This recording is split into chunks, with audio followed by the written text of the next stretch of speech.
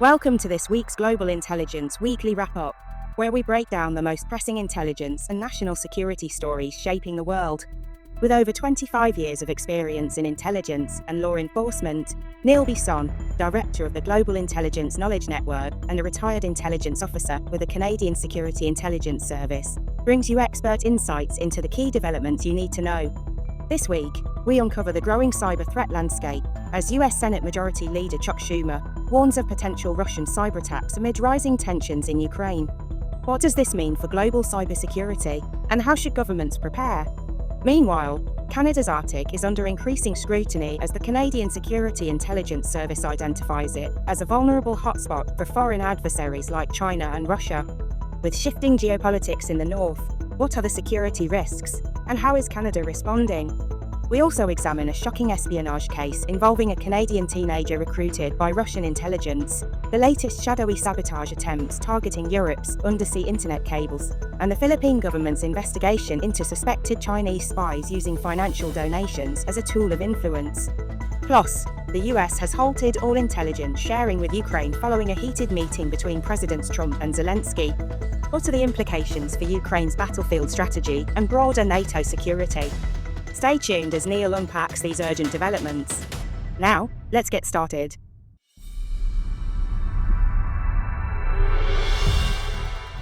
Hello everyone, and welcome to another episode of Global Intelligence Weekly Wrap-Up.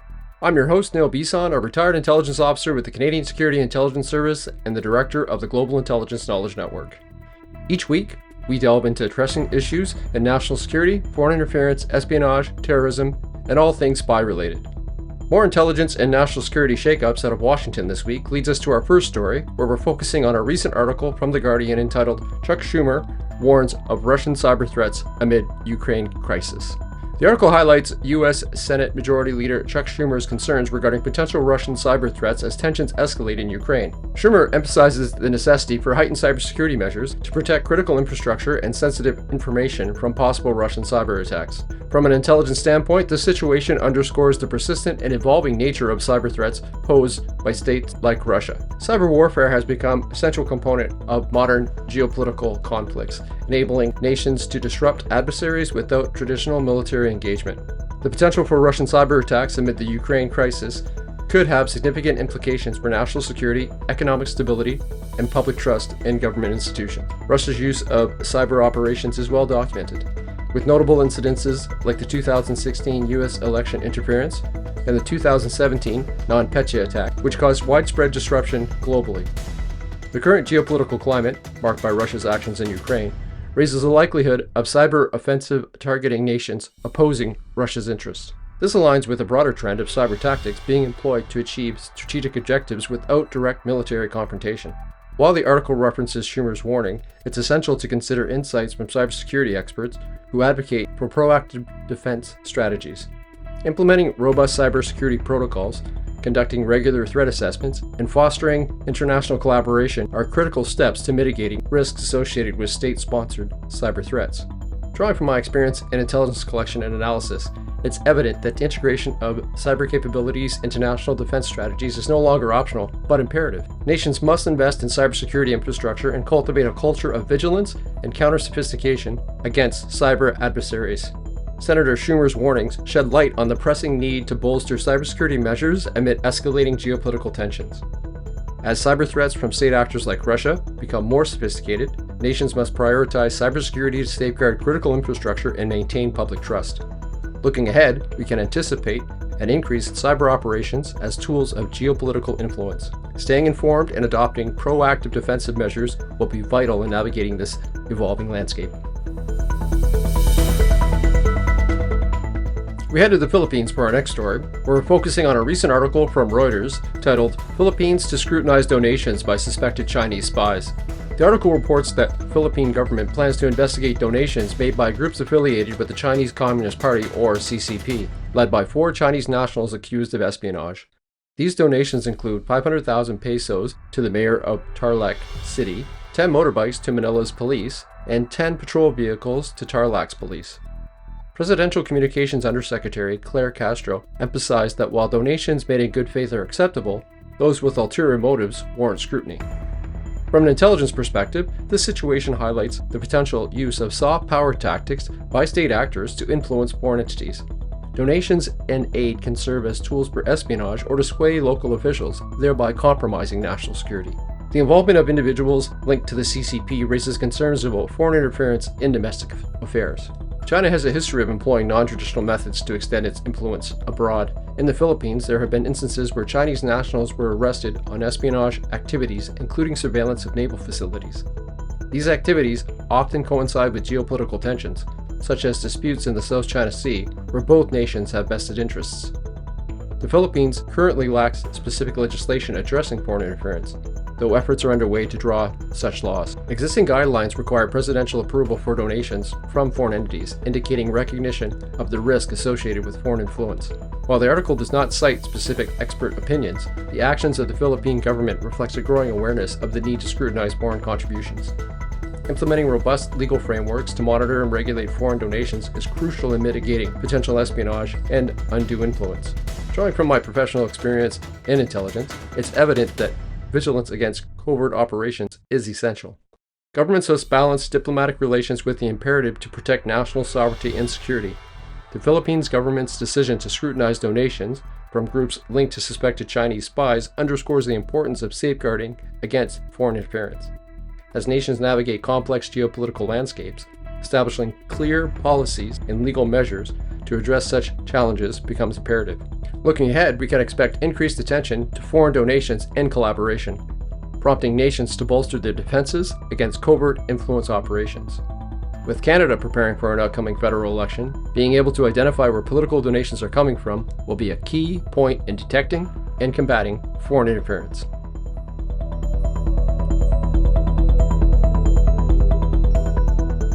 We head to the Baltic Sea for our next story, which focuses on a recent incident reported by Euronews in an article entitled Swedish Police Investigate Suspected Sabotage on Baltic Sea Island. The article reports that Swedish authorities are investigating a suspected sabotage attempt targeting a water supply infrastructure on the Baltic Sea island of Gotland.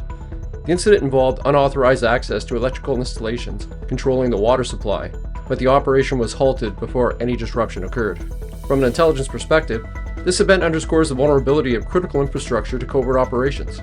Gotland holds strategic significance in the Baltic Sea, serving as a pivotal point for military and geopolitical interests. Any compromise of its essential services, such as water supply, could have far-reaching implications for national security and regional stability. Gotland's strategic importance has been magnified following Sweden's ascension to NATO. In response to escalating regional tensions, Sweden has bolstered its military presence on the island since 2022 and plans to continue increasing troop deployment through 2027. This incident is part of a broader pattern of suspected sabotage activities in the Baltic region, including damage to undersea cables connecting Sweden to neighboring countries. While specific experts' opinions are not cited in the article, Swedish authorities have expressed grave concern over the sabotage attempt, recognizing it as a significant threat to national security. The incident highlights the necessity for heightened vigilance and robust protective measures for critical infrastructure, especially in strategically sensitive regions like Gotland. From an intelligence standpoint, it's evident that safeguarding critical infrastructure requires a comprehensive approach, encompassing physical security enhancements, cyber defenses, and continuous monitoring to detect and deter potential threats. Now more than ever, attention to critical infrastructure integrity should be the highest importance for many countries and nations. Why, you ask? Well, the current geopolitical landscape is going through a paradigm shift. Governments that actively participate in state-sponsored hacking and cyber espionage are poised to take advantage of this shift and attack infrastructure of enemy states to weaken their economy, cause political turmoil, and potentially weaken military and security apparatuses. Countries that have traditionally shared information regarding cyber attacks and cyber espionage are no longer seeing the free-flowing exchange of intelligence previously regarded as the norm. In order to prepare for the interruption of critical infrastructure, citizens should obtain access to sufficient supplies of water, food, alternative sources of energy, including generators or portable power stations, and access to funds in case of periods of interruption when it comes to clean water, energy transmission, or banking. The suspected sabotage attempt on Gotland's water supply infrastructure serves as a stark reminder of this persistent threat facing critical assets. As geopolitical tensions persist in the Baltic region, and elsewhere, proactive measures to protect essential services are imperative to maintain national security and public confidence. Looking ahead, I anticipate increased efforts by state and non-state actors to exploit vulnerabilities in critical infrastructure. It is crucial for nations to invest in resilience and preparedness to counter such covert operations effectively.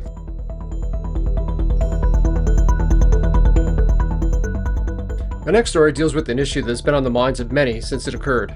We're focusing on a recent article from CNN titled, "Trump and Zelensky's Heated Oval Office Meeting Raises National Security Concerns."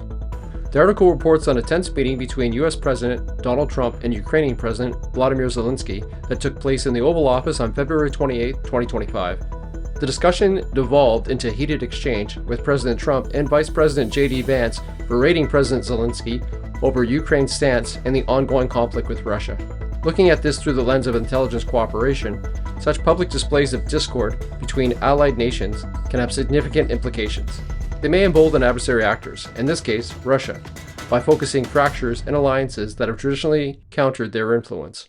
The suspension of U.S. military aid to Ukraine following this meeting further exacerbates the situation, substantially weakening Ukraine's defense posture against Russia's aggression. This incident is not an isolated one, but part of a broader pattern of shifting U.S. foreign policy under the current administration. The Trump administration has expressed a desire to pivot focus from European engagements to priorities in Latin America and the Western Hemisphere. This strategic realignment raises concerns among European allies about the United States' commitment to countering Russian expansionism and supporting Eastern European democracies. The current U.S. administration has shown that they, too, are looking at the world as an expansionist opportunity. Whether it's annexing Canada as the 51st state, acquiring Greenland for what they are purporting as national security reasons, or taking over the Panama Canal, the current U.S. president has continually referenced an America First agenda. The international community has reacted strongly to this development. European leaders have rallied in support of President Zelensky, emphasizing the importance of a united front against authoritarianism. Conversely, Russian officials have lauded the outcome of the meeting, perceiving it as a diplomatic victory that could potentially weaken NATO's cohesion. Public disputes between allied leaders can be exploited by adversaries to sow discord and advance their strategic objectives. The contentious meeting between Presidents Trump and Zelensky underscores the complexities of international diplomacy amid ongoing conflicts. The suspension of U.S. military aid to Ukraine not only impacts the immediate security situation, but also sends signals to global actors about the current state of affairs for Western alliances. Looking ahead, it's crucial for diplomatic channels to remain open and for allied nations to address internal disagreements privately to prevent adversaries from capitalizing on perceived divisions. That being said, many of the comments coming out of the Oval Office demonstrate more of an affinity for Russia in this conflict than for bolstering Ukraine in their struggle against an unprovoked invasion.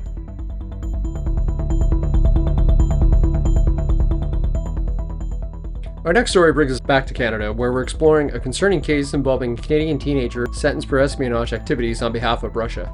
This incident underscores the evolving tactics employed by intelligence operations, highlighting the recruitment of younger individuals for espionage purposes. From an intelligence perspective, this case raises alarms about the susceptibility of youth to foreign intelligence operations and the methods adversarial nations may use to exploit those vulnerabilities. The involvement of a teenager in espionage activities signifies a potential shift in recruitment strategies, aiming to leverage the naivety and digital proficiency of younger individuals. Historically, espionage cases in Canada have involved adults with access to sensitive information. For instance, in the late 1980s, Stephen Joseph Ratke, a Hungarian Canadian, was convicted for attempting to gather information on the Soisis network site at the U.S. Naval Station in Argenta, Newfoundland. Ratke, who was recruited by Soviet intelligence, was caught in a sting operation and sentenced to 9 years in prison. The current case involving a teenager marks a departure from the traditional espionage profiles, indicating that foreign intelligence agencies may be adapting their strategies to target younger, more impressionable individuals. While specific expert opinions on this case are limited, the trend for targeting younger individuals for espionage aligns with the global patterns observed in recent years. Intelligence agencies worldwide have noted an increase in the use of non-traditional operatives, including students and young professionals, to infiltrate sensitive sectors. This approach allows foreign entities to exploit the digital savviness and extensive online networks of younger individuals, making it easier to gather intelligence without arousing suspicion. The sentencing of a Canadian teenager for espionage on behalf of Russia serves as a reminder of the evolving nature of intelligence threats. It highlights the needs for robust counterintelligence measures and public awareness to safeguard national security. As foreign intelligence agencies adapt their recruitment strategies, it is imperative for security agencies to anticipate and counter these tactics effectively.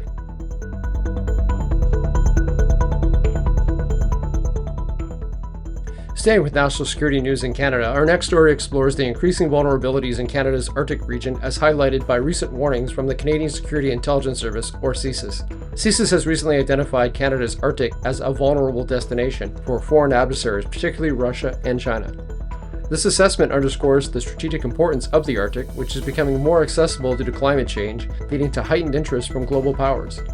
From an intelligence perspective, the Arctic's vast resources and emergent shipping routes presents both opportunities and challenges. The increasing presence of foreign nations in the region necessitates robust surveillance and defensive mechanisms to protect national interests. Historically, the Arctic has been a region of cooperation. However, recently, geopolitical shifts have transformed it into a contested space. Russia has been bolstering its military presence, conducting war games, and collaborating with China to capitalize on new shipping routes and access to valuable resources. In response, Canada has announced a new Arctic security policy, including opening consulates in Alaska and Greenland, appointing an Indigenous Arctic ambassador, and investing $8.1 billion over the next 5 years to enhance surveillance and defense capabilities. These measures aim to counter the growing influence of foreign adversaries in the region. Glenn Cohen, a former Special Forces commander, emphasizes the necessity for technological investment and timely responses to emerging threats in the Arctic. He suggests that diplomatic efforts alone are not sufficient to address the challenges posed by foreign adversaries. Additionally, CSIS's warnings align with global observations of increased militarization and strategic competition in the Arctic, highlighting the need for comprehensive strategic security measures. The Arctic's evolving geopolitical landscape presents significant challenges for Canada's national security. CSIS's warnings serve as a critical reminder of the need for proactive measures to safeguard sovereignty and interests in the region. As global powers continue to vie for influence, Canada's strategic investments and policies will play a pivotal role in maintaining stability and security in the Arctic.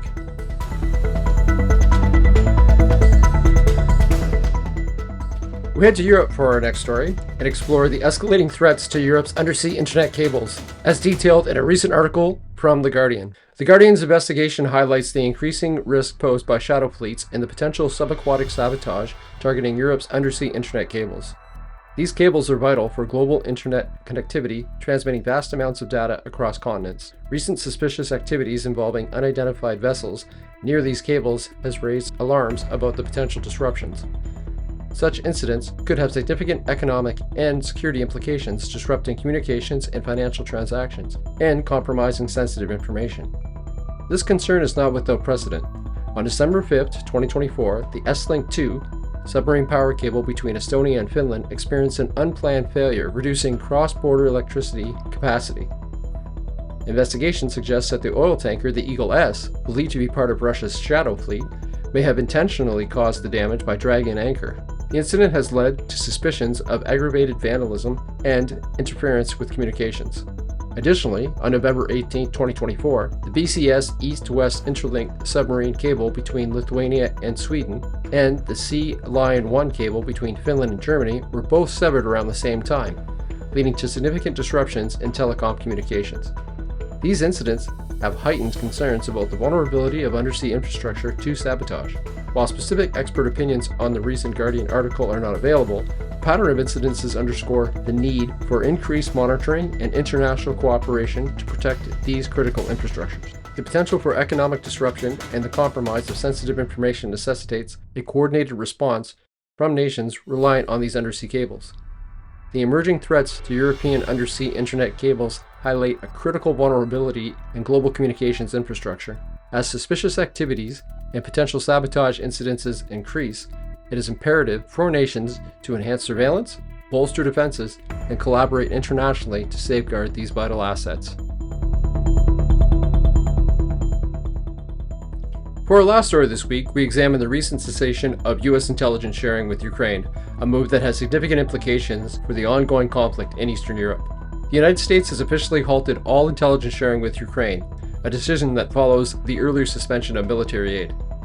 This abrupt cessation has left Ukrainian forces without critical battlefield information, undermining their strategic capabilities against Russian forces. The move has raised concerns about increased casualties and a potential shift in the conflict's dynamics. This development stems from the contentious meeting between the U.S. President Donald Trump and the Ukrainian President Vladimir Zelensky, during which Trump insisted on Ukraine accepting U.S. terms for a peace deal with Russia. The failure to reach an agreement led to the suspension of support. Historically, U.S. intelligence sharing has been pivotal in bolstering Ukraine's defense capabilities, providing real-time data that has been instrumental in countering Russian advances. Ukrainian Member of Parliament, Kira Rudik, condemned the U.S. decision as brutal, expressing fears of increased casualties among Ukrainian forces and civilians. Former CIA Director John Brennan warned that prolonging this suspension could have disastrous consequences for Ukraine's defense efforts.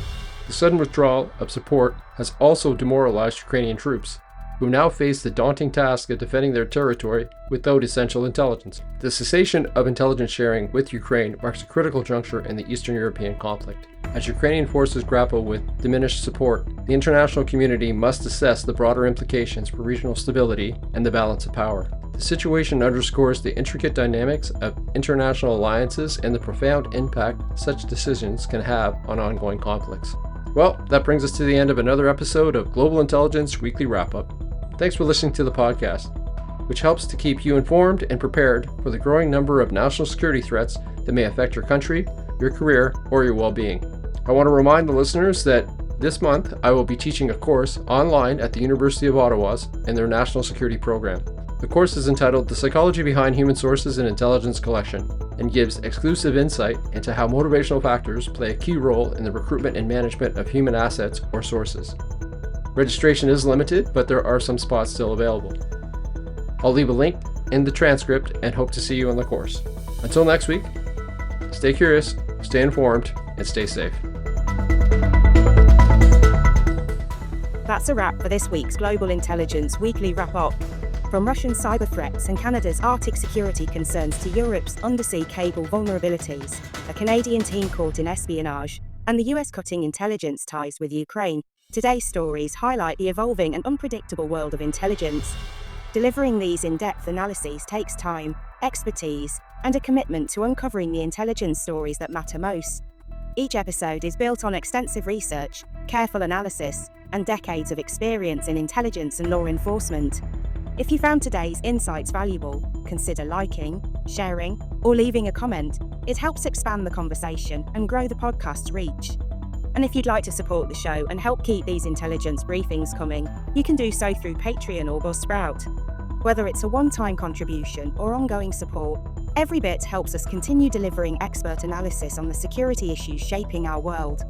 You'll find the links in the show notes. Thank you for listening. And as Neil always says, stay curious, stay informed, and stay safe. See you next week.